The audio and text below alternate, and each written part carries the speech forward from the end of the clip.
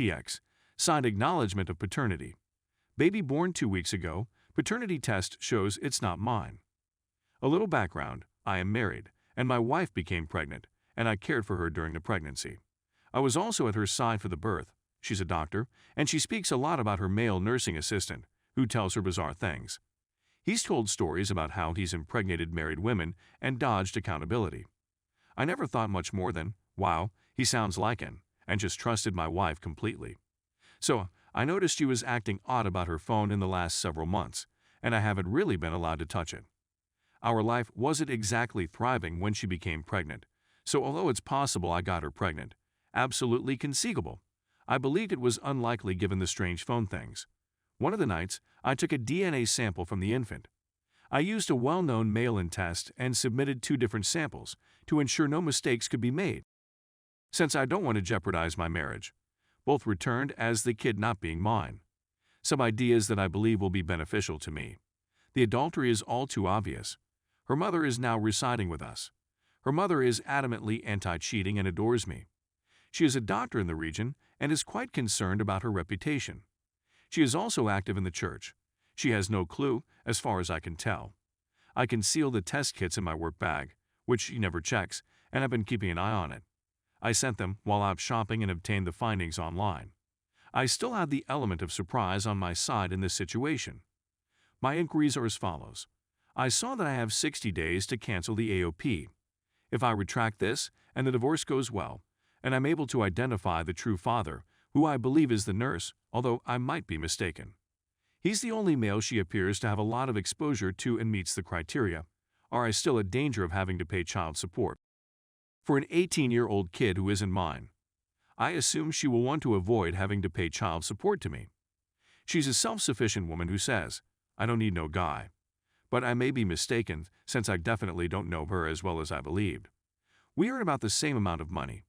I own a property with 20% equity that I acquired before the marriage and rent out. In preparation for the baby, we acquired a new house jointly. I am divorced, and in my last divorce, my ex made off like a bandit, despite the fact that there was no adultery and she earned substantially less than me. Could her easy-to-prove adultery help me get a better divorce settlement? How can I tell whether a family lawyer is competent? It's exhausting to look for one. It's difficult to tell since everyone I've spoken with on the phone is rough around the edges and unpleasant.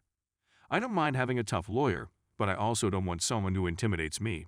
Update 1. She recently had a baby. It was 2 weeks ago. My wife began acting strangely with her phone in the middle of her pregnancy, and she's told me about a colleague who boasts about sleeping with a slew of people, including married women, and even boasts about fathering a kid and another guy accidentally raising it. I believe he's a jerk, but I assumed my wife was telling me this to emphasize how bad he is.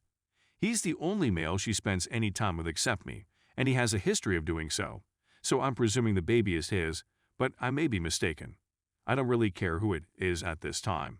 I'm simply sure it's not mine. Anyway, that's how I know. I purchased 2 well-known paternity tests in the weeks leading up to the baby's birth and kept them carefully hidden. I administered them and mailed them in, and both I used simply to eliminate the possibility of a fake positive or negative or anything like that, paranoid. Showed that the kid was not mine. I'm trying my best to put up a nice show and seem to be the dedicated parent/husband she believes I am. But I'm disgusted and bitter. I have a great desire to get ahead of this since I have already been divorced and also cheated on in that marriage. Amazing.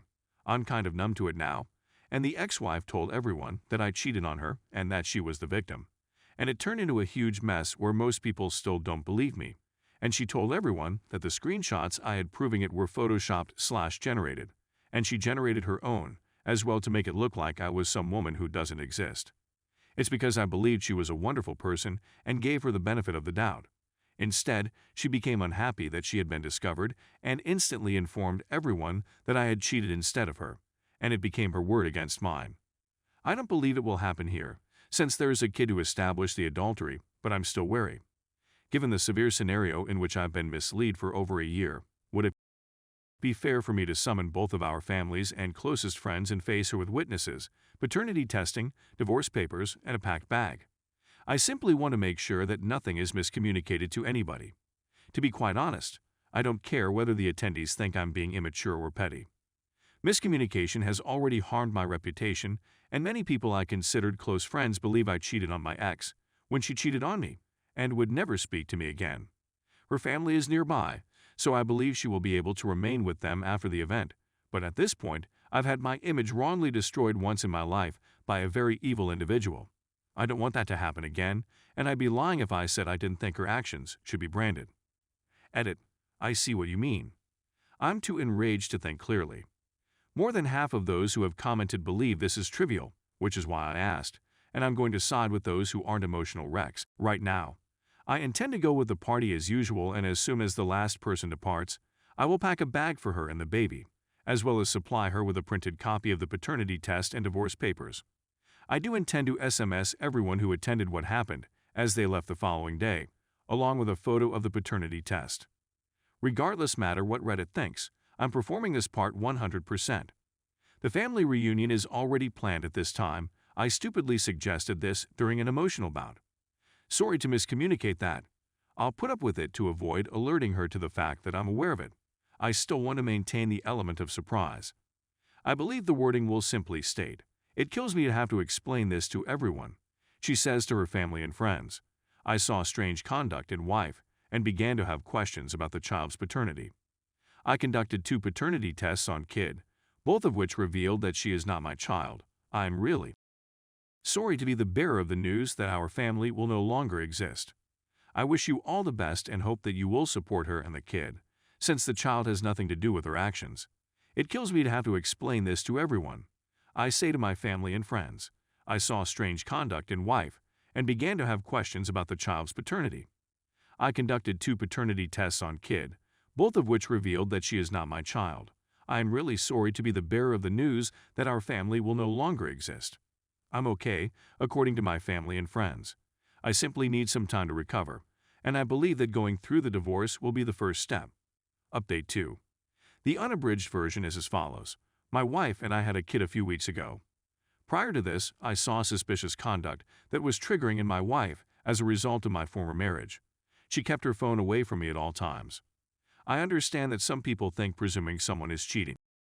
Based on that, as per the comments on the RA article, to be insecure and absurd, but I am now 2 for 2 on getting strange with the phone, which means my spouse is attempting to conceal something from me.